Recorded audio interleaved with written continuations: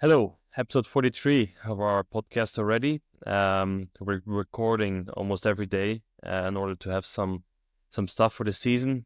Our next guest, I don't know where to start. This is probably going to get messy, literally. He's a double ADHC GT Master Champion, double 24 hours of Nürburgring, double 12 hours three of... times. 3 times? Sorry. Three times. 12 hour, double 12 hours of Batters winner. Triple minibar. No, we'll go do that later. He's been both of our teammates at Audi, and he currently races for Ford in USA. And I'm quite sure this is going to be quite a fun episode. So I'm looking forward to it. Maybe welcome Christopher Mies. Thank you. Thank you for having me. Welcome to the club. Finally. Your life is good at the moment? Very good. I mean, the weather isn't great, but we went skiing over Christmas. We're back home now. Life's good. Kids are good, which is always nice when you're in Christmas holidays to spend time with the kids. And love it. That's the most. I still can't get used to the fact that you are married and have kids. No, me neither. That would only happen when you would be 50 years old. Everyone who knows me everyone who knows me knows that I really didn't like kids before. Yeah. Not that I didn't like them, but when you're in the plane, you fly to Australia or America and stuff, and there's a kid behind you screaming, shouting, playing the whole time. You're just so annoyed. I mean, now I understand it more because it's not, as a parent, you can't control them. They know that they do what they want. And you can just try to regulate it a little bit, but kids are kids. So, but you become more forgiving if you have kids as well. I also honestly never thought that. I mean, getting married, for me, getting kids, I would probably get one day, but getting married for me was. Yeah, my wife has changed my view, I must say. Yeah. I mean, I have lived a wild life before. And then she came into my life and she changed everything. Yeah, but that's nice. So your life changes quite a lot, but into, something completely different. I guess all the young lifestyle, at one point you get tired of it anyway. It's nice to have families. Now the life with kids at home and the wife is amazing. It's so cool. Dries is still at the part where he always says, like with my daughter, when I have a kid, he would never be allowed to do that, and it will never happen. I'm like, I said before, when we have kids, they're not allowed to use an iPad or iPhone doing dinner and blah, blah, blah. I can tell you one thing. That's the first thing you do when you have kids and you want to have a quiet night in a restaurant. Yeah, exactly. Yeah, it's or on the plane or everywhere. It's Take not every easy. chance. It's not easy. Well, maybe in a couple of years it's Dries' turn. Yeah. Hopefully. Poor Victoria. Yeah, well, she has to deal with it. Can you imagine to have two Dries at home? Jesus. I hope your daughter or son is going more towards Victoria than towards you. It's a big mess. Yeah. All right, on that thing we are finished. So no. But let's start. I'll say it this time because Lawrence always says it. But normally, as you know, Chris, our plan is to always listen to a bit to how your career started, how your path was to become where you are now, just to understand and to know for everyone a bit how you started, if it's family related or your dad or. So what's your question? If you can, normally I do this part, but I give you a chance. But no, you should stick to it. Lawrence should do it. Stick to this, okay. How it started was, my dad was racing in VLN as a hobby. He always had his business. I mean, my grandfather died. I never met him. He died very early. My dad was working as a car mechanic. And then, my dad died. My grandfather died, and my dad took over the company. It's a aluminium industrial company with one employee back then, and he had to build up the company. Anyway, he always liked racing. He did like slalom, and so it's very basic, very as a hobby, right? And then for a long time, he raced in VLN with like a little touring car, like a Golf, And somehow I got infected. Obviously, if you see your dad race in VLN, but again, Yeah. it has nothing to do with nowadays when we go there as a factory team or stuff like that. It was very basic. He bought a little truck, like a 7.5-ton truck, and there was all the equipment. The car was in there, and the mechanics were his friends, the team manager and stuff like that. There wasn't even a team manager. There was just a guy who was filling out the papers and stuff. It was his best friend. And I was always there, so I got infected with motorsport quite early. I was always interested. But, I mean, I would say we had a good life, me and my brother, but we were never rich. Like, we never had the money to go karting or, like, do a professional championship. So I never did karting in my life.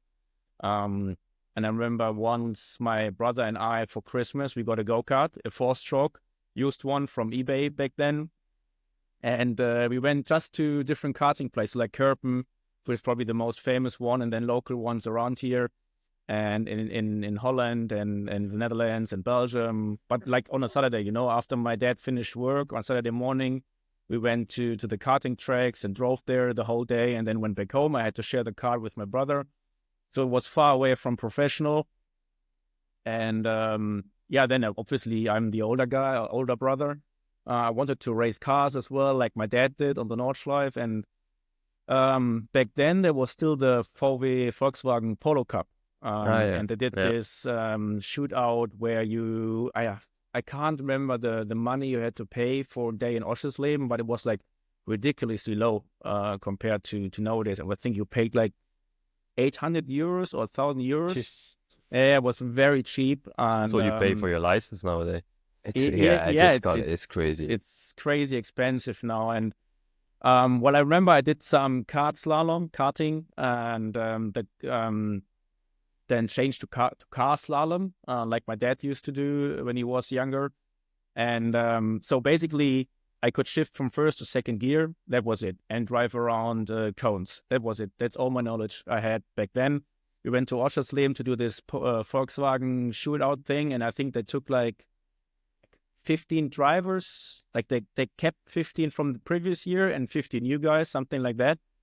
And I remember we were in this driver's briefing, and the race director, or whoever you want to call it, he asked for, because they had like a school, right? So for people who have never driven a car, they could go to like a school class and learn how to drive, how to shift and downshift, upshift and stuff like that, how to use a slick. And we had to raise our hands who knows how to drive and who doesn't know how to drive. And I think I was 14 or 15.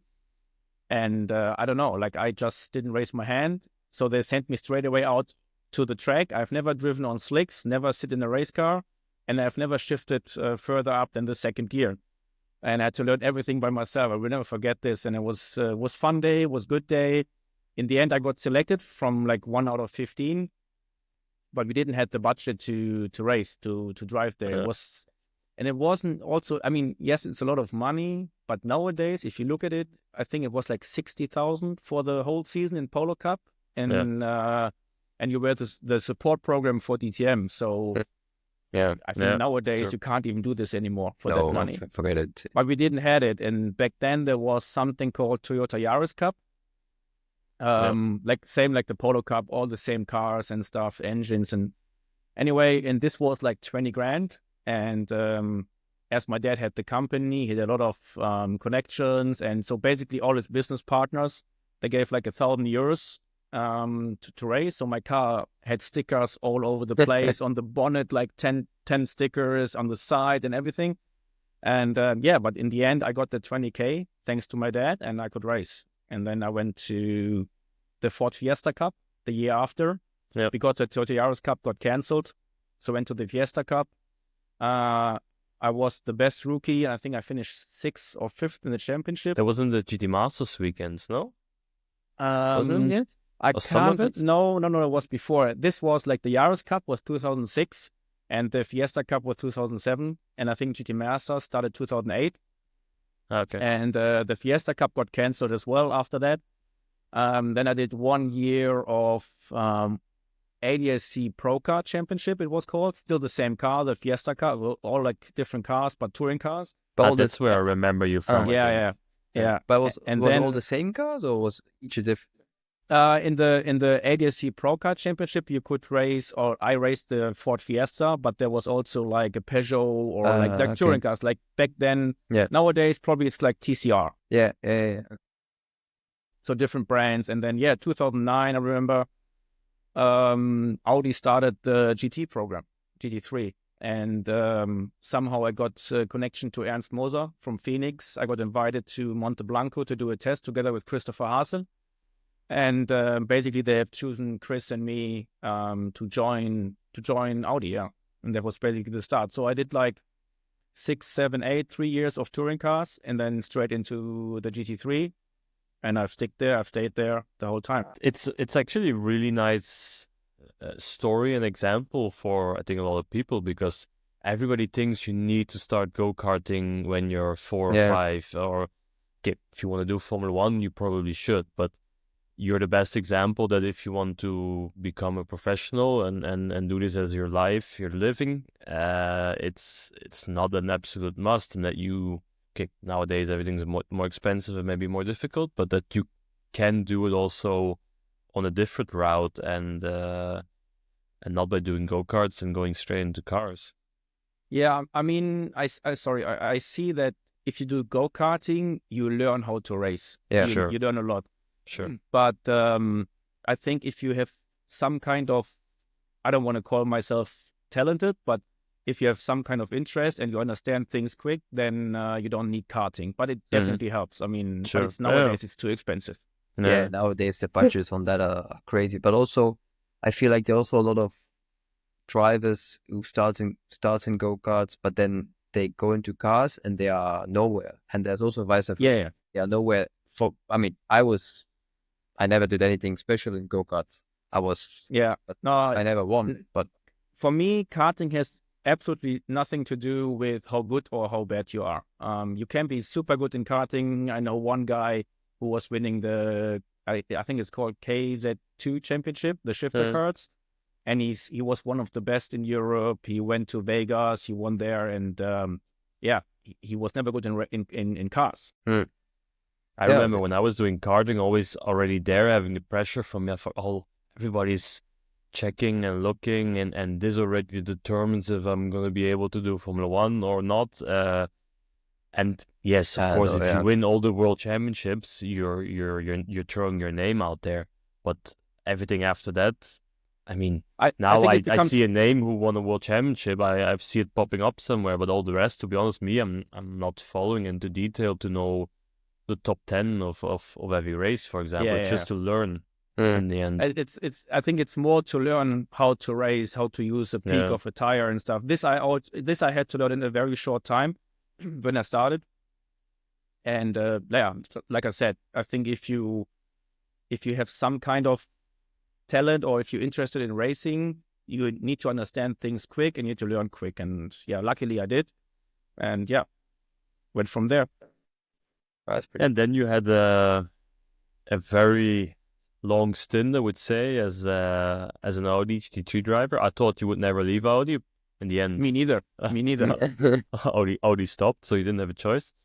No, I left the year before. True. So to be honest, I kind of felt like it before the rumors came up. I felt like, okay, it might come to an end. But I was also, to be honest, I was also a bit tired. Always the same, I've driven the car for 15 years, or with Audi for 15 years. Yeah. I was able or lucky to win a lot of things, and I was just ready for a change. I turned 34, and I was okay. If I want to do a change, it's now or never. So even if Audi would have continued, I would probably have left. I would have left. That's what I had. I mean, for me, it's already 6 years ago, but I was at that point as well. Like if I want to go further in my career, I need to, because at one point as a driver, okay, there's still future things for me to achieve here or not. And if there's not, you need to, check where you can. If not, you're going to be stuck there at one point, I think. Yeah, I mean, you did the right thing. You obviously, both of you guys went to LMDH, right? Which you couldn't do with Audi before. when they stopped. But for me, I'm still in GT3, which I'm not unhappy about. But for me, it was more about getting to know different people, drive a different car. Same like Dries said with the BMW. So it's a challenge, but I like the challenge. So I wanted to just explore something else. It's also, I think it's also good sometimes in your career, also in, I guess also people in normal life, when they work every day in the same company for years, I think also at one stage they would like to experience something new, but try new things and learn new people, like you just mentioned. Was it a hard thing for you to? Because for me personally, it took me like half a year, maybe 3/4 of a year to really get to know, because the engine, the Audi was rear engine, the Ford is also front engine, so and you stayed in the same team with the same people, because if you change like Mies and me did, and a completely different new people, makes that's almost harder, I thought. Exactly, it makes it also harder. I'm more a natural guy. For example, I never really use brake markers, brake points or whatever. Yes, some corners I do, but most likely I do it by feeling. So for me to adapt is usually quite simple, quite easy. I drove the LMP2 1 year in Daytona. I've never driven a high downforce car before. And it took me like 3 laps to find the brake points and stuff like that. So I wouldn't say I was immediately the fastest, but I was right with the other guys. So and also when I drove a Cup Porsche, for example, I never struggled to find the limit of the car. Yeah. For me, it was especially the first thought I had when I would drive a front engine car would be that it would be very direct, because there's a lot of weight. Absolutely, it's the opposite. It's the opposite. Yeah.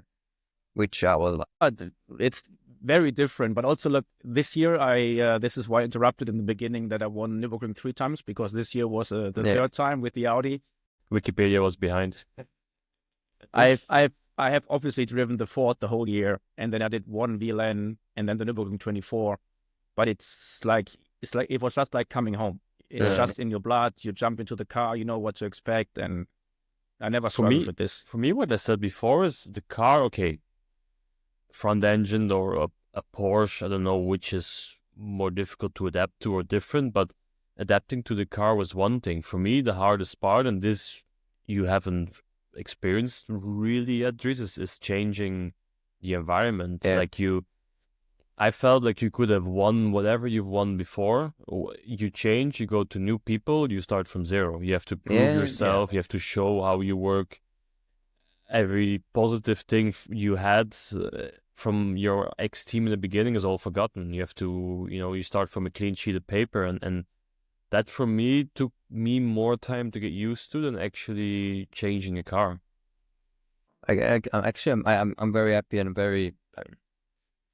Everybody also takes it differently to get used to an environment, if they care about it a lot or not. But indeed, I'm lucky and happy that I'm still at the same family. If you can stay with WOT, I would stay there for forever. I mean, the team is good. We all three know the team from Vincent and Yves, and it's for sure one of the best, if not the best teams I've ever worked with.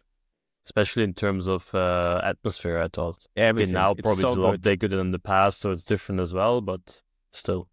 Yeah, I think they're just always strong in I feel like they're always good with everything they do, but when they come to something new, then they always surprise me as well, because they come to a new thing. Like, for example, we came to LMDH, and so many things changed in so many good ways for us as a driver, or for mechanics as a team. I think that's where I think their strong key is. But let's see. No, it's a good team. But on the other hand, there are other good teams as well, like Phoenix. And now what I see with the Multimatic in America, man, the team is incredibly good. Yeah, I can as well that they are very strong. You hit the point of your different team. How is for you and nothing against, Chris is also German, but the let's say the German philosophy of straight and nothing else. How is it in the US for you? Is it a bit more laid back, relaxed, like they normally? No, it's a lot of meetings. probably as many as you have with LMDH. We do a lot of simulator stuff.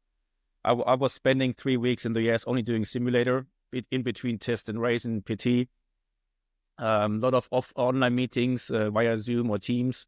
So it's a lot more than I had at Audi. And yeah, I mean, in Audi, it just kind of worked. It was settled. Everyone knew what to do. And with our project now with the Ford, everything is new for them, obviously. So they've never done GT3. So they are basically where we started with Audi 2009.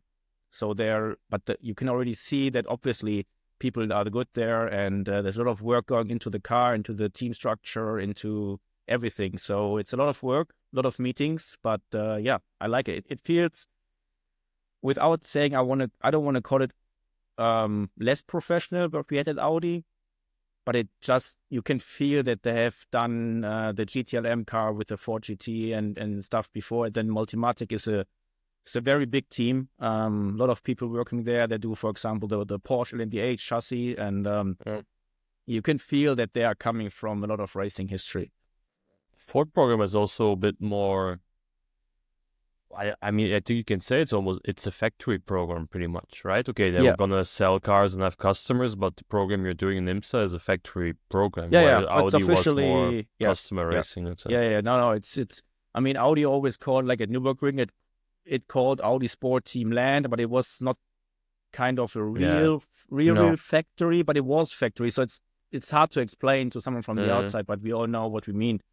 And now officially the IMSA project is fully factory. And then obviously you have the customer teams who do WEC, for example, but there's also factory drive. A lot of people from Multimatic and Ford are involved in that as well. So same as, I would say, all the other brands. How was it in the end? Right? So you can go. How is it in the end in IMSA with Ford? Because I know, I mean, if I'm not mistaken, that was one of your career dreams or things to achieve and to experience. And now you're going to be, I think, last year you were not full-time, right? Or no, only endurance races. Yeah, and next year you will be full-time. So to get a little bit back, I had a first contact with Ford Multimatic in 2022 in Daytona. I flew there privately by myself. And I was just, maybe 23. I can't remember when they released the news that they're going to do GT3. When I saw the car the first time, I think was 23, like, yeah, 23 probably. You can always talk on the phone, but it's always better to speak in person. So I flew over to Daytona. I used my miles I collected over the last couple of years to save some money. Anyway, I flew over, had the first talks with them, and I always made clear that I want to do IMSA. And then obviously I was planned for a test, but the test got canceled because they had the supplier issue. So they couldn't run the test at all. It wasn't Watkins Glen. And then I didn't hear for a very long time. And then they announced the 4 IMSA drivers, Dirk, Joey, Mike, and Harry. And then it was clear that I probably would only race in Europe with a chance of doing the Endurance. To be honest, I wasn't 100% happy about it because I just, after doing GT World Challenge and stuff like that for such a long time, I just wanted to do something else. And I felt like this is the chance now. But I'm even happier now that next year, the next couple of years, I will be in IMSA. Even if you drive the Drovish? Yeah, I mean, honestly, I like Freddie. He's very different. Probably because he's Belgium. No, he's a very honest guy. I like him. Yeah, that's true. He will tell you straight to your. I have some very funny stories with Freddie, but he's a very, very straight to the. But you know, he also has. If you fuck up, he has your back. I mean, he's not just saying, yeah, it's not so bad, it's okay. He's really meaning it. Even if he's pissed that we had to retire or whatever, he will still say, hey, heads up, happens, shit happens, let's go. And I like that. Yeah, he was my teammate or actually our teammate, right? You were. Yeah, in 2016 we drove together. But it was difficult because at the Audi, you had to kind of. I mean, back in the day with Adam and so on, you had to drive it quite loose, like oversteer. It was the way we drove and quick, and Fred didn't like it. And I think he likes the Ford. I can imagine because he likes to drive an understeery car. To get the Ford quick in terms of lap time, it has to have some oversteer. Yeah. And Well, most he's- of race cars, I guess. Yeah, but he's really one of the first guys who complains about oversteer, and Yeah. I'm always like, mate, we come from Audi. This is not even 10% of the oversteer Exactly. we always had. Yeah. It's very weird, but yeah, he Yeah, doesn't I like remember oversteer. like yesterday. I don't remember a lot of stuff from my career, but this I remember like Silverstone qualifying. He comes in, he's like oversteer, and yeah, Q2 or whatever. We change the car, go out in Q3. I'm like, Yeah, he definitely likes understeer. So we need to find a Yeah. middle way. sure.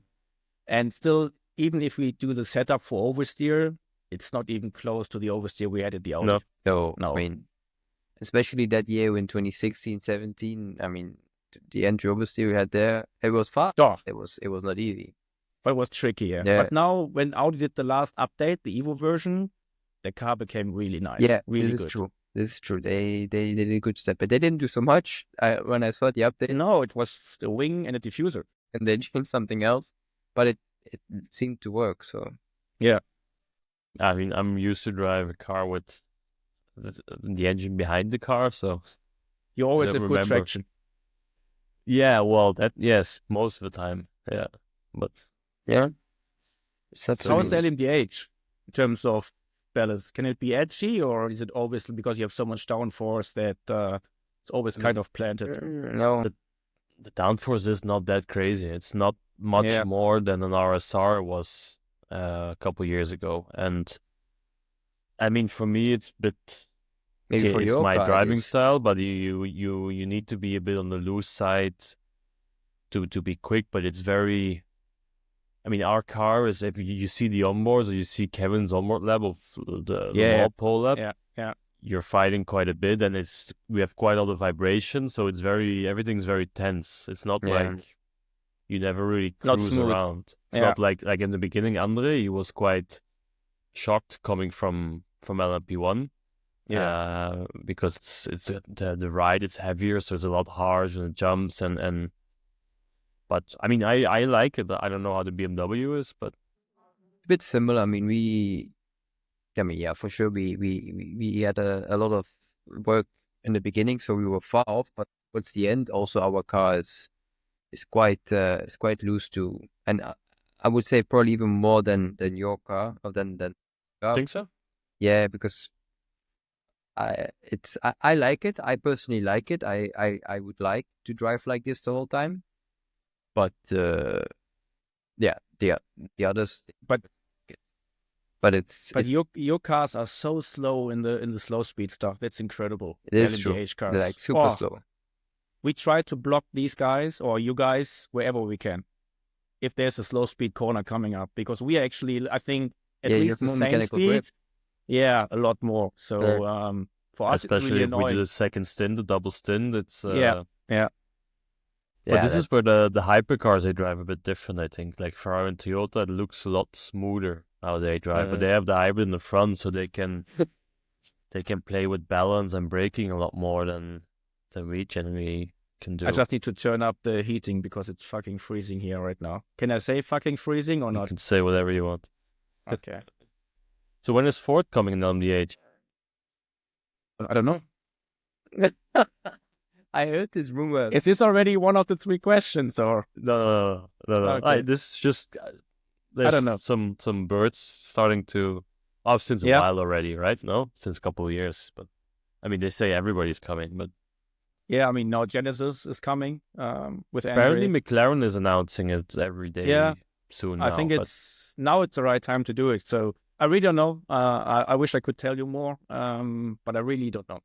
no, but even if you knew, I don't think you would be the one to But announce it. let's just say that when I signed with Ford and Multimatic, I had a long-term plan. So Okay, no, it would be cool. Yeah, It would be very I nice. think generally American brands in general are cool and nice, and then don't get me wrong, I'm not looking to switch, but I think Ford somehow has a cool appeal from I like the cars, so it would be cool to have them joining. I can tell you one day. the fan base of Ford, Yeah. I fully underestimated it. Like Yeah. even in Spa this year, I mean, we only had one car in the field, right? It's a 24-hour race. the amount of Ford fans, they had their own lot, down in Eau Rouge, the parking there where they do the rallycross stuff. It was only reserved for Ford. There was at least, I think, 250 cars, 250 clients from all Europe coming with their Mustangs or Fords and whatever. And, and also the messages I get after a race or it's crazy. I fully underestimated how big, and also if you go to America, I mean, maybe it's a bit like Volkswagen in Germany and in Europe, or especially Germany, how many Volkswagen you see on the road. If you go to America, like there are Fords everywhere. There's also a bit the American fan base, I feel like, from my experience, like they're a lot more engaged in their brands, like Porsche or Corvette or Ford than in Europe. You have motorsports fans, but in America I feel you really have like the diehard Corvette, Porsche, Ford fans. They're a fan of the brand. Exactly. Not just of the racing. Yeah, that's true. That's true. And for next year, because you will do IMSA, I guess you love the US, otherwise you wouldn't want to go do IMSA. You plan to, because the traveling will be a lot and you will be gone a lot. You are thinking about to maybe go there, or you're planning to just... You mean to move there? Yeah. No. I would probably do it if I didn't have kids. But now the big one, Emmy, she's going to school, second class of school. We are based here. We have a big group of friends hanging around all the time. And I always like going there, but I think it's better for the family that I travel back and forward. I know it's a lot. It's like 15, 18 flights per year. Definitely a lot of traveling, but if you manage it a little bit, bring the family over once or twice, do a holiday or stuff like that. We do it like that. That's how I did it in the past as well. And we thought about moving in America, and we were very close at one point. But then you had the houses. Yeah, well, that was actually the little tryout. It was planned that would be our holiday house, and we ended up doing a business project. But they still exist. I was just looking at it because we were just talking before the show to maybe go on holiday there together in the summer. Did you sell them? Yeah, 3-4 years ago, but I cannot find them on Airbnb anymore. Maybe they flew away with the storm. They were already flying I was away. there when it happened. Yeah. I was there when it happened, the storm. It was crazy. Okay. Yeah, crazy, really crazy. I have some good friends who lived there, and but apparently the town, Dunedin there, it was okay, but Jan Halen, he lost his house. Completely? Really? He had a house in the water and completely flooded, cars flooded, everything. Oh, it must be hard. This must be really hard. And I know from the pads, it's not easy to get an insurance there for those kind of things. I'm sure he had one, but it's expensive because obviously it happens. But still, even if you get your money for your house back, it's still you lost your house. Gone. So it's you lost your home. Again. I'm moving now. If this happens to me and with Victoria, big problem. She would get freaked out. I notice now by moving that, the stuff you are attached to, like your trophies and special things which you cannot replace, which is maybe 10% of what you own. But honestly, all the rest, like now we are renting a house until our house is finished and it's all in storage. And I said multiple times to my wife, if now the storage would burn down and I get the money from the insurance, actually fine by me. I don't have to move it anymore. Because you get so much stuff after a while, which I don't even know what is in the storage at the moment, except some winter biking clothes, which I don't need. But so what's your daily driver as a Ford driver? I have a Ford Explorer. Nice. Honestly, I like that. I really like it. No, seriously. Okay. Me too. Jacqueline loves it, actually. I don't know. I quickly searched up. I don't really know. You don't know, but don't look for the newest version, the one before, the hybrid. Anyway, I had the RSQ8 before. Obviously, it's a cool car, a lot of space, and it's definitely not RSQ8, but it has 7 seats, still a big trunk. It's a hybrid. It has like 470 horsepower. So for me, as a dad with a family, if you want to go to holidays with a dog, honestly, there's no better car for me. And also inside, you have heated steering wheel, heated seats, ventilated seats, like typical American. If you get a car from America, they usually have everything. Standard. There's not much which is missing. And no, honestly, I really like it.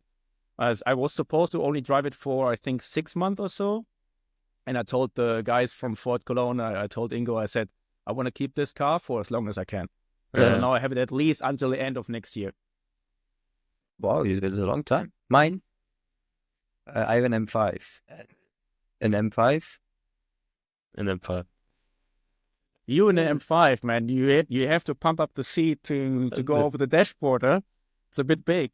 Oh yeah, it's a very big car, but it's very nice. But also because I watch some videos about how to say bloggers testing the car, and now it's a hybrid, so the batteries are in there, and it's very very heavy. But to be honest, actually, you don't really feel it. And at the moment, Yeah, I mean, but if you take it on the track for sure, but I mean, we use it, or this is a daily car, so if it weighs 2 tons or 2.5, who cares?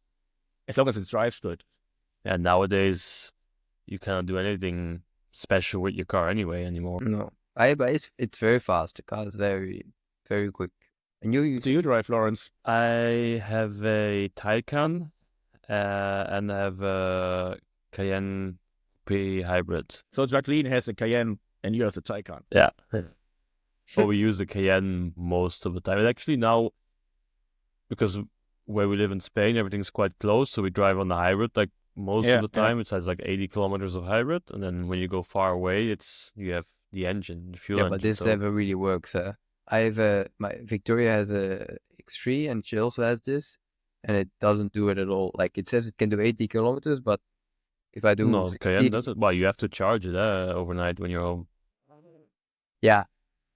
And yeah, if you don't charge it, charges the car, then it doesn't work. Dries, that's normal. You never charge your phone; it's not going to work neither. No, but honestly, by itself, not when you drive.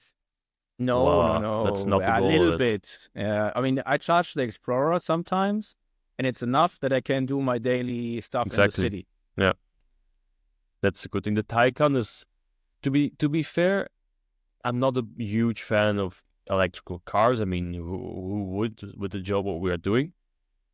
But as a daily driver, it actually drives really nice.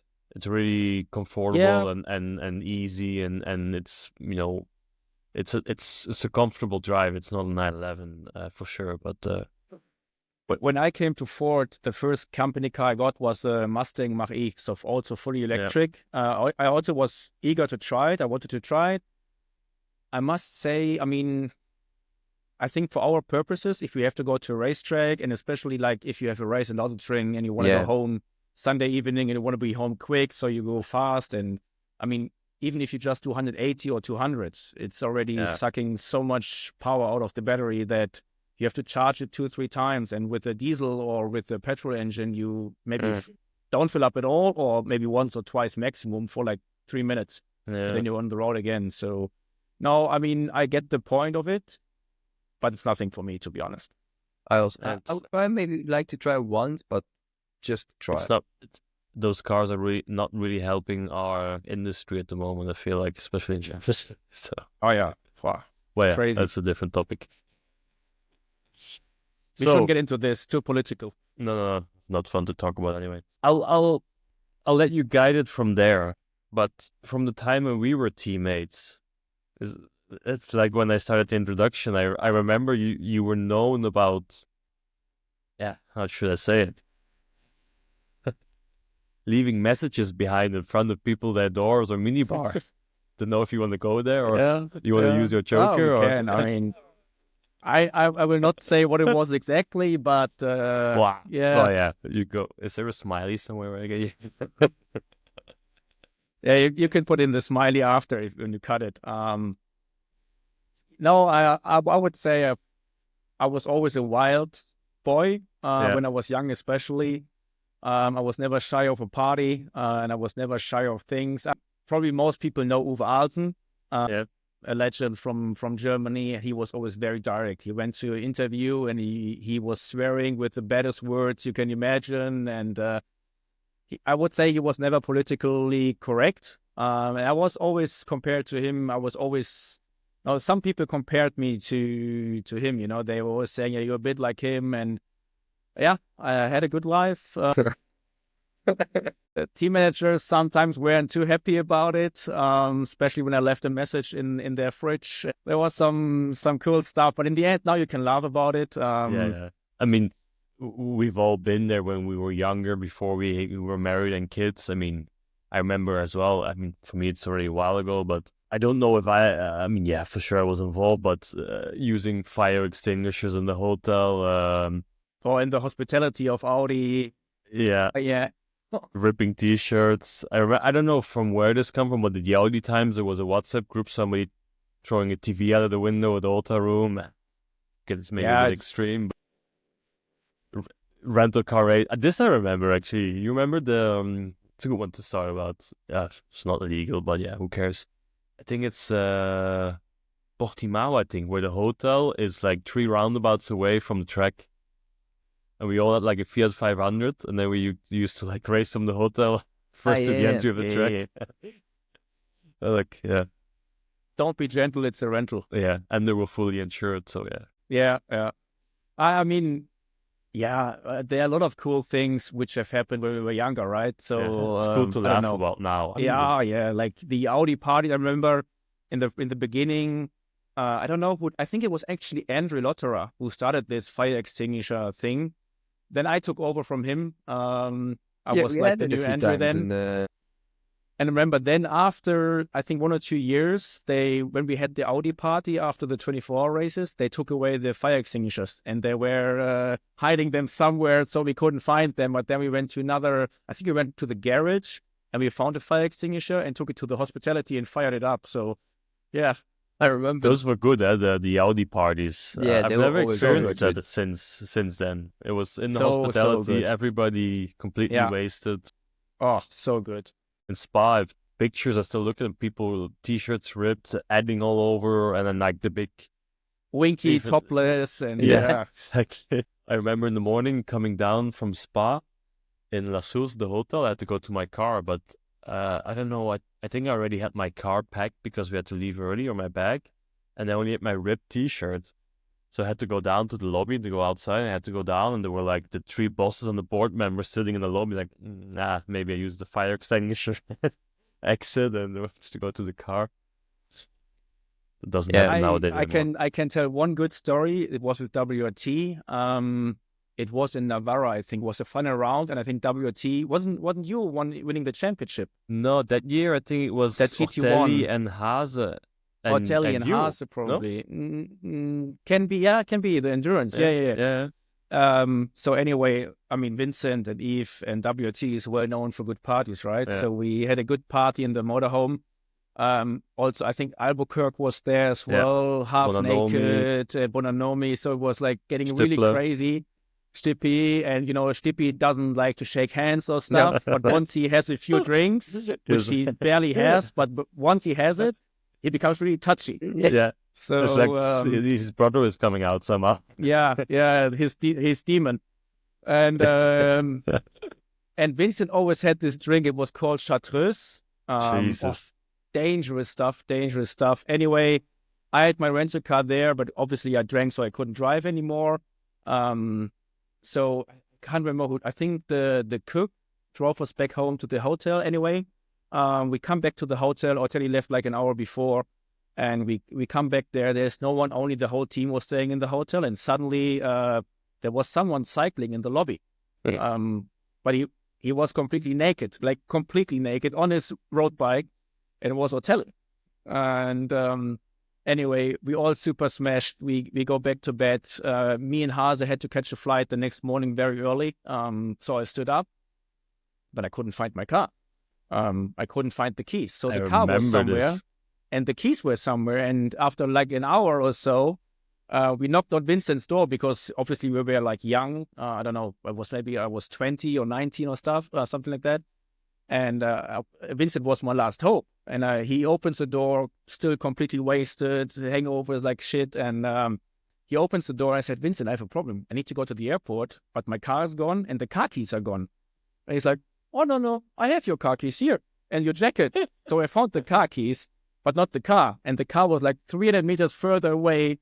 So someone took it, obviously, and brought the keys to Vincent after. flat-spotted rear tires from handbrake stuff, and I drove back like 150 kilometers, tock, tock, tock, tock, tock, tock, tock, tock, tock, on the highway. So I will never forget this.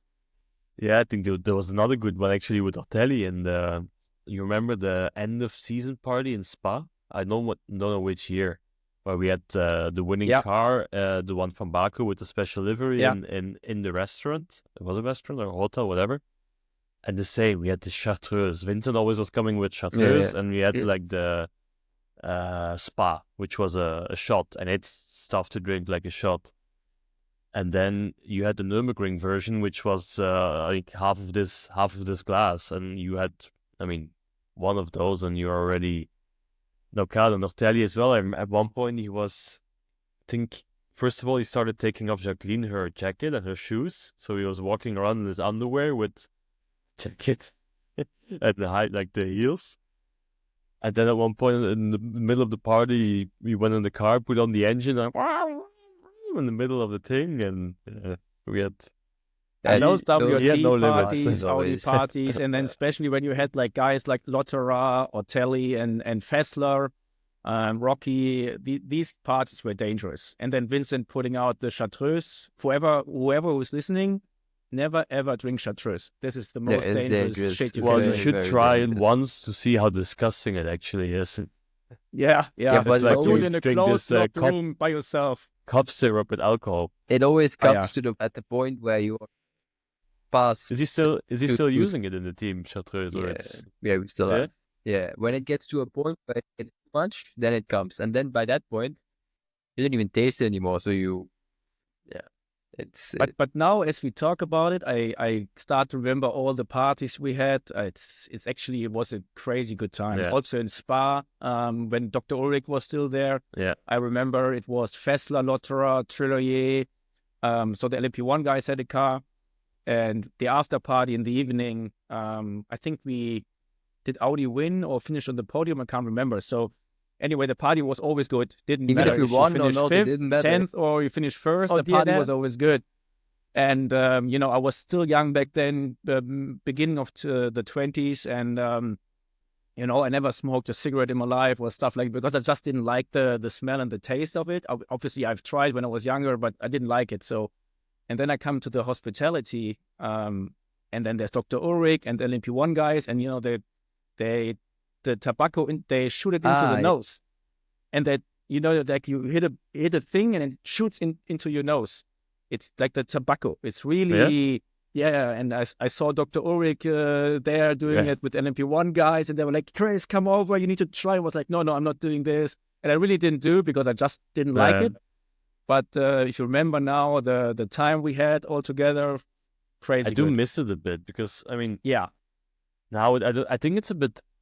I feel like it's a bit everywhere. Like I remember even IMSA, the year we won the championship, or this year in Bahrain when we won the world championship, there is no parties. We sat at the bar and had a burger and they had a beer and I drank a glass of water and we went to bed. Doesn't happen anymore somehow, but I feel like everywhere, and I wonder why actually. I think after COVID it has changed. During COVID it has changed, and since then, I mean, I think the only team who's probably doing still proper parties is probably, I would say, WRT, if they win something. Yeah, that's because of Vincent. The hospitality, and they, to be honest, they probably also have the best hospitality in the paddock. I mean, it's like a proper... Yeah, we can do a good party. Yeah, I mean, if you only have a tent or something or a lounge, the party will always be a bit different. Yeah, that's true. Yeah, the parties are always... Well, I'm not partying, and I don't drink anymore since 2 years. For Lawrence, it doesn't make any difference. If he drinks water or sparkling water, for him, like a champagne. So if he wants to party, he puts a lemon into the water. That's his. Well, I go ride my bike. Then you go crazy. We get older, we get more serious. But then there's also at your LMP2 drive in Daytona. When you had some good things in the motorhome, or you had a fun time in the motorhome, or I mean, this I don't know this one. So it's So to make long story short, I always wanted, or like, I had like I would say a tiny chance of getting into the Audi LMDH project. Obviously, Dries was already a lot further involved. So, and I still got told that, once we start, for sure you get a test, and then we see from there. So I wanted to prepare myself. I paid the seat myself in the LMP2. I just wanted to drive it, and then obviously I could choose if I want to do Le Mans, if I want to do Daytona, and obviously I thought like, okay, if I do Daytona and we are lucky and we win, I get a watch, so I get my investment back, right? So, anyway, the team was, I would say, a bit last minute, everything. So our motorhome wasn't a motorhome. It was more like a camper trailer, but like a 20, 30-year-old one. And you could enter via 2 doors. And I remember my teammate, Fabian Schiller, he was on the toilet having a shit. He was sitting there and I opened the wrong door, but it was the door to the toilet, obviously. And he was sitting there completely naked. So I closed the door, went to the other door. Anyway, once the race started, the M started, he cut the bus stop and we got a hole in the front splitter. So we had a lot of aero bouncing on the straights. And we told the team multiple times, they were like, no, that's normal, that's our setup, blah, blah, blah. And I think they changed the nose after, I don't know, 6 or 8 hours the first time. And since then, until then, we had like a lot of aero bouncing on the banking. And then both our earplugs broke down, so we had to use those with the foam. Yeah. And LMP2 is very loud inside. Yeah. And I jumped out after a double stint or triple stint. I mean, normal stint is like 40 minutes, so triple stint is not that long. But still, I jumped out, and I couldn't hear anything. I only had the beep noise in my ears, the bouncing the whole time. So I go back to the RV, try to the camper, try to sleep. Fabian comes back after because he was jumping in after me. He comes back after driving, and I was on the couch. We look at each other. No words were said. I think we didn't say any word. We looked at each other. We were like, "Fuck! I just hope the car breaks down. We don't want to drive here anymore." It's like what's really your back hurts, your body hurts, your ear hurts. I was like so. But in the end, we became third. So glad we continued. But no, we both hated it. Once we started, we hated it. That actually happens quite often. I mean, fans or people listening probably don't realize this, but I mean, a 24-hour race when you are fighting for a win and when you're successful is cool. Well, a 24-hour race where, I don't know, your car is an issue in the beginning or you have a bad BOP or you're just not quick enough. Yeah. It's not really the most fun races on the calendar, right? No, Because then you drive around for 22 hours maybe, knowing you won't win, you get tired as fuck, your car is broken or whatever, and yeah, there's more fun stuff to do than that then. This is why I wanted to do IMSA. I mean, I did IMSA with Land Motorsport and Montaplast first time in 16 or 17, I think. So where you guys cheated? We didn't cheat, but we defined the rules, I would say. No, but honestly, in the end, it wasn't cheating. It was just finding a loop in the hole in the rules. And anyway, so I always liked it because I remember one year we lost the rear wing in the Audi. It broke. We were like 5 or 6 laps down, and in the end of the race, we were still fighting for a podium. And this is why I always liked IMSA. First of all, the racing is nice, the wave back, the safety car rules. The tracks are mega, the people over there, if you see the fan base in IMSA, how many people come to every race, for me, it's the best championship in the world. I would take IMSA over WEC 100 times out of 100 times. Did you do WEC full season? Yeah, I did Le Mans this year, thanks to Ford for the first time. And I'm happy and grateful that I did it, but if I have to choose, if I want to do WEC or IMSA, or if I want to do Le Mans or Daytona, I would take Daytona. And also IMSA. For me, this is the best championship. I just like the American style. Yeah. I know that a lot of people really are into WEC and I really want, like, for example, Maxime Martin, he wants to do WEC all the time. Me, maybe I have to do more races there to really get into it, to feel it. But for example, Le Mans, you're gone almost 3 weeks from home. It's a very long week or long race. And then, to be honest, if you don't have a slipstream, I mean, I don't know how it's for you guys in LMDH, but in GT3, if you don't have a slipstream, if you don't have anyone in front of you, you lose like 2.5 seconds per lap. And it's like really a lot affected by where you are on track positioned. Yeah, I think both of the championships have their charisma. I was also always, when I was doing IMSA, this is the best, and WEC are boring. I must say now that then doing WEC, I do feel very different about it. I actually enjoy it a lot, and it's, especially in Europe, you feel that it's valued more because it's followed more, and it's a world and it's championship closer in the for end. European people. Like in Europe, if you do IMSA, they tend to not forget you, not at all, but it's less followed closely. But IMSA is a bit more American way, a bit more relaxed, a bit more fun, it is. hard racing, old tracks. So both of them have their own. I think nice it's very things. different if you're an LMDH. Maybe. Because after I did my first Le Mans, obviously I was super happy to be there at least or at all. I never expected it when I got the phone call. We had a good race, finished fourth. And then you could buy on the WEC website, you could buy the race to re-watch it. So I did. I paid, I don't know, I think 30 euros or something, 20 euros, something like this. And I watched it and I was like, when do they show GTs? Like it was basically only LMDH. Yeah, that's not another so good. part LMP2. And I think honestly, if you accumulate everything together, I would say GTs were shown live on TV for maybe half an hour in the whole 24-hour race.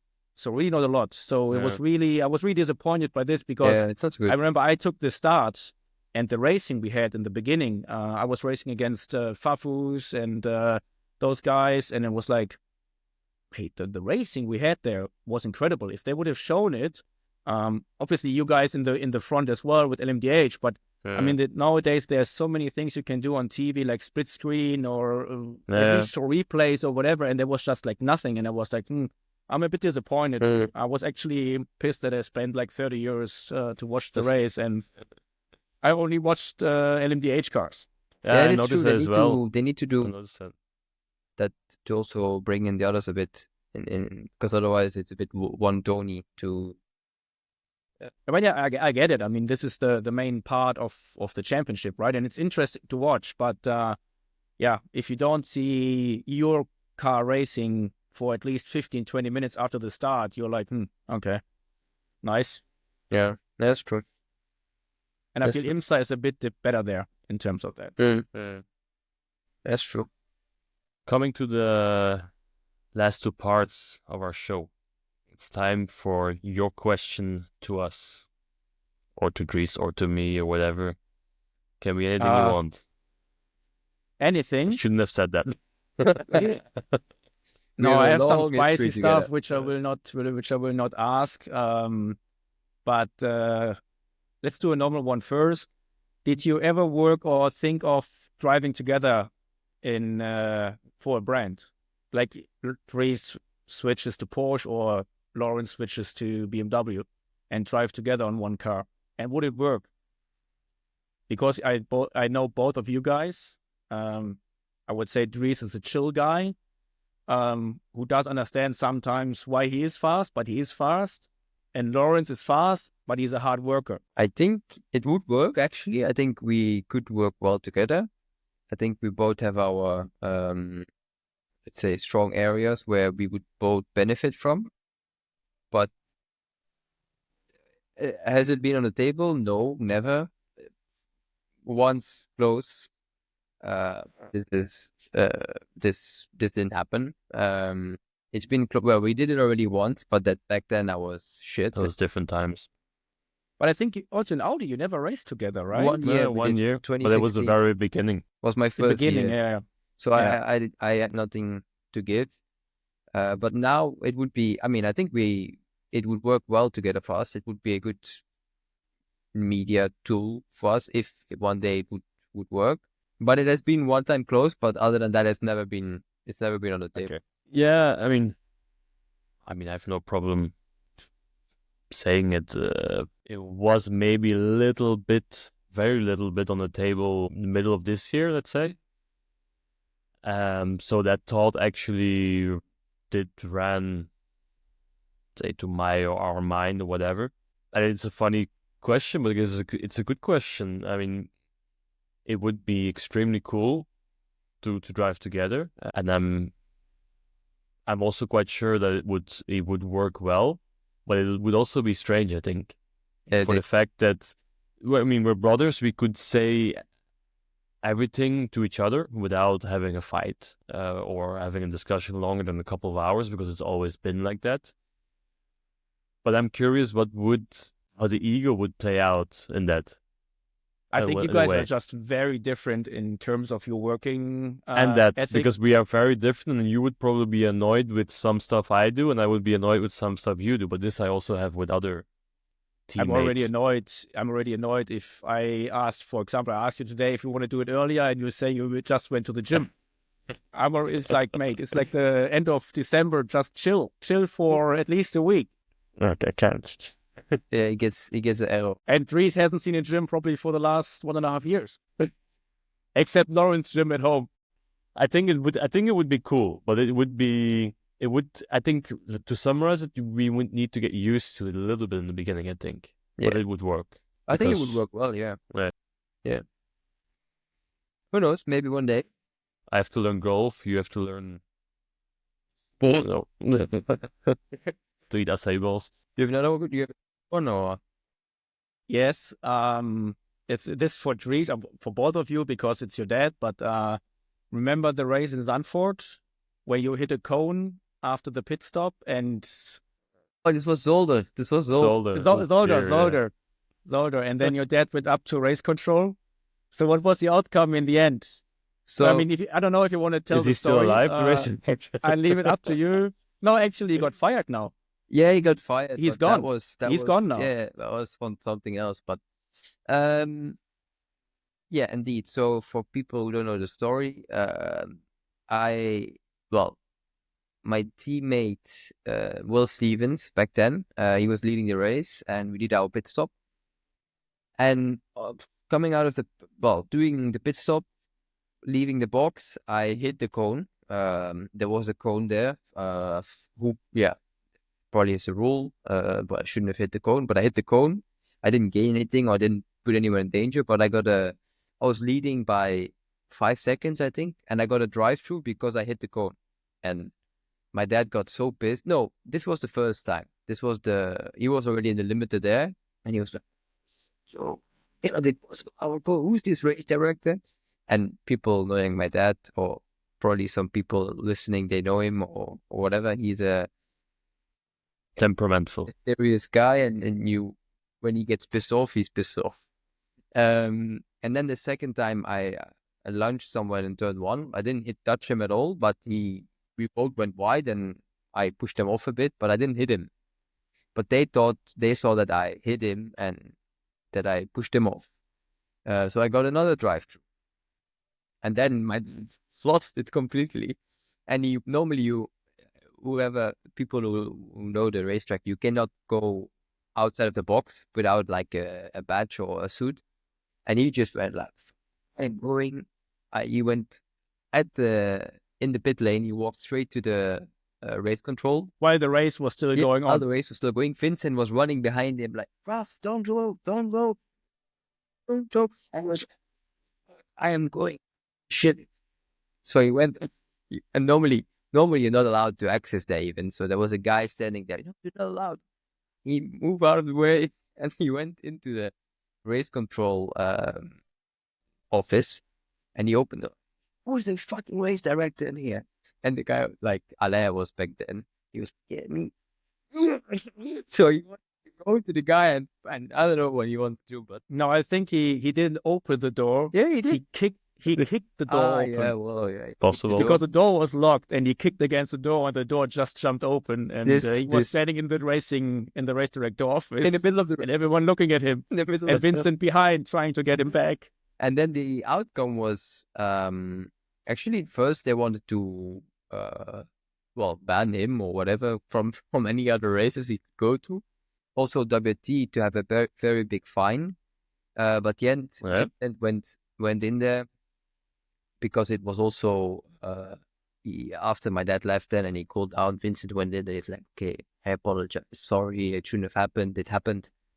So they had, if one more thing would have happened during the season in any other way, probation. Yeah. It was like a 20 or 30,000 euro fine, and my dad was like, "Fuck, I don't even pay the if it would have happened." But it never happened, so nothing happened after that. So it only stayed that, but it was he's became a lot more calmer since then. Eh? Yeah, it was one of the last ones where he, let's say, would have lost his calm, to say it in a nice way.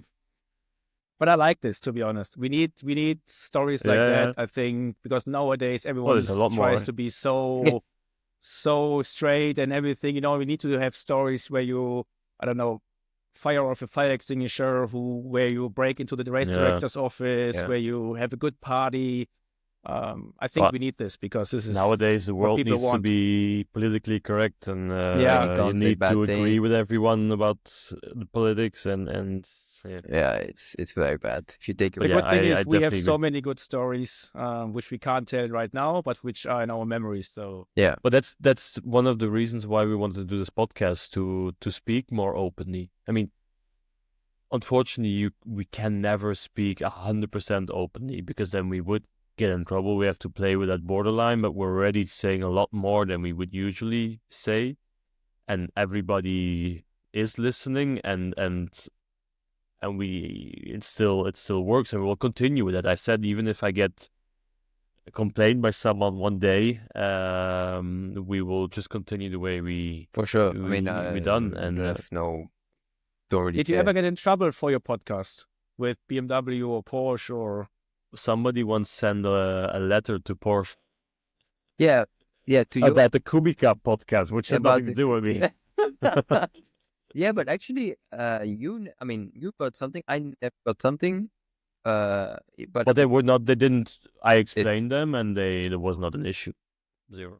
Now, for me, I mean, if I would be manufacturer, I would say, no, we need this. I mean, it's good publicity, I listen to your podcast every time, because I like the background stories of people. You know, like the episode of Jules Gunnar, how he started racing, and you never get to know this if you wouldn't do the podcast, right? And then also the stories of Mike, of Rocky now recently, and all the other stuff. And I think if you start to forbid those kind of things, and it has to be very filtered and everything, then it's boring. Then no one's listening, and people want to know the cool stories in the background. Yeah, and that's why you just need to talk bullshit and sometimes swear, and just, be open, and don't always read within the line, because then nobody will listen, or nobody will enjoy. That's the thing which, I mean, they see as well, that so many people listen and enjoy and speak to us about it, that even though if they would not like something, it's difficult to complain against it. You know what I mean? Their problem. Because they see that people enjoy it, and I mean, we speak for our own. We don't speak in behalf of someone or a brand or whatever. Exactly. So we can say what we want pretty much within a certain limit. But yeah, that's the reason why we want to do this, and we also like to do this, to, like you said, to hear the stories of other people, which we generally sometimes don't know neither, and then to speak all the funny stories which you just said about parties and so on, which fans will normally never hear about, and I think that's what people enjoy, and it's what we enjoy as well. Keep it up. I like it. We try. Last 3 quick fire questions. I thought we had them already. No, this is like 3 questions, short answer. Okay, shit. Okay. Proudest achievement? Being with Audi for such a long time, and then also winning all the big races together, like Nürburgring 3 times and stuff, Bathurst, stuff like that. What is still your dream you would like to achieve, or the biggest thing you would still like to get? Winning Daytona. Okay. And IMSA championship, obviously. Yeah. Something you can obtain maybe next year or soon? It's soon, It's only 1 month away, Yeah, not even. It's 2.5 weeks until we fly there. You've been training already? You've been running? And no, what I always do in winter, like seriously, I gain in winter, let's say from November to end of December, beginning of January, I gain about 3 to 5 kilos, because I like to have a wine with my wife or friends. Yeah. I don't do a lot of sport. And then, because I just need it for me, for myself, my body. Just a bit. And then always 1st of January, I really do a hard cut, like no alcohol, only clean food. And normally I have a bit longer time, because the season in Europe starts like in March or April. Now it's only 2 weeks, so I have to do a really hard cut here now. But I know need this for myself. No, it's true. The advice you would give your younger self, let's say the 15-year-old Christopher Mies, what would you tell him? Sometimes shut up. Fair enough. All right. I was always very, very straightforward when I started. I remember first year GT3 with Audi with Phoenix, Chris Haas and me being teammates, FIA GT3 European Championship. It was the beginning of BOP as well. We were racing against Fred Markovicki, and I can't remember who was the second driver in the Aston. He was in Aston Martin. And, the BOP was completely wrong. Like the Audi was seconds too slow, like 3 seconds or so compared to the Aston. So we went to Dirk Thymann, the team manager back then, and Ernst Moser. And we said straight to them into their face, we are destroying our names here. Like we had no names. It was Chris Haas and Chris Mies from Fiesta Cup and Dutch Logan Cup. So there was no name. But we thought we were already the mega heroes and doing a big career. And we told them, no, we need to stop here. We need to cancel the event because we're destroying our names. We were 3 seconds off. And they got so pissed. So on Monday after the race, me and Haase had to go to Eifel, to Nürburgring to report to Ernst. And he really washed our brain there. He wasn't too happy. And I think it was very close to being kicked out. Very close. And now I wish I would have been a bit more calm and don't always say what I think. Well, I think you learn from it as well. And I know that people, and at least I do, I know that from you, I will always get truth and straight in my face. And I know the same in interviews and whatsoever. And that's, I think, what people like about you, that you are straightforward. Of course, like I said, with podcasts, the same. Sometimes you need to use a little filter. But this you learn over time, I guess. I can tell for everyone who's listening, if we would tell every story we have, we would just tell everything, I think we probably wouldn't race next year anymore. Or we would be legends. You never one know, of the two. But, it can go either way. Yeah, it did. I agree. But one day I would like to do this. When I stop racing, then there's going to be some good episodes. Yeah, 100%. Yeah, then we just, But until that, we can't. No, but we're already sharing a lot of stuff. But we already, which we enjoy. Our goal is anyway to speak open and to speak about the most things we can. So, and it's not like they'll have millions of things behind. We just have funny stories, which we've both all together. 100%. Like, for example, you cannot tell everyone how you guys cheated in Macau. You simply cannot explain that on a podcast. No, it's not cheating. Just this was a joke. It's a joke. Managing our BOP the best as we get. Do I still have a question open? You said before I can ask. As we can. Do I still have a question open? Because Dries said I can ask 2 or 3. How do you, Dries? How do you manage BOP in the BMW? I mean, no, I'm joking. I don't want to get you into trouble. I'm joking. There's nothing to hide, to be honest. No, just manage. For sure. Everybody manages. Every brand does it as well, and we just do it better than others. No, that's the way. No, I'm joking. We're just messing with you. But good. Well, thank you very much, Chris. I think it was very thank you guys. Interesting, very funny. Yep. I guess we'll see all of each other in Daytona. 2 weeks. Daytona, yeah. Yeah, Daytona. But you guys both LMDH, right? Okay, I'll make sure I block you in the infield. I'll make sure your race finish very early then. No, please don't. Please don't. No, actually, I think we would have a good chance this year. Next year. I mean, the whole program is moving forward so fast, so quick. The people behind doing like a lot of work to make the car quick. And I'm honestly, I know the results aren't there yet, but I'm probably the happiest I have ever been since a very long time. Okay. That's nice to hear. Yeah. Well, I really hope for you that you guys have a good race. I hope for you as well, that you have a good... Thank you. Appreciate it. You can achieve your dream. Yeah. I do still dream about Daytona, so let's see. Maybe you need to win it, right? To tick all the boxes. No, Daytona and Le Mans. Yeah. Oh. You didn't win Le Mans? Well, in GT Pro, what was called. Okay. I would still count it. I would still count it. Yeah, okay. Yeah, but Daytona, and generally not in GT neither. So, Let's see. Dries has something against it. Yeah, it shouldn't be win once, and then you still have 10 years to win whatever you want. It's fine. I'm 10 years Sure. behind, so it's okay. 7. Well, it's already a lot, so it's it is what it is. All right, I'm ladies. gonna grab a shower All right. because I actually have date night with the missus tonight. So, Oh, you did something wrong again? no, Oh. we try to do that once a week. He's Well, trying to be a good husband. But this Dries. is right. It's called One being a year good ago. husband. He doesn't know that yet. He's not No, there no, yet. no. He will come to the point when they get older Yeah. and get married. Yeah, Victoria then is he just will- doing the dishes, so I'm just finished on time. Yeah. You still have a lot to learn. Okay, guys, All right, boys. enjoy the weekend. Ciao, ciao. Thank you.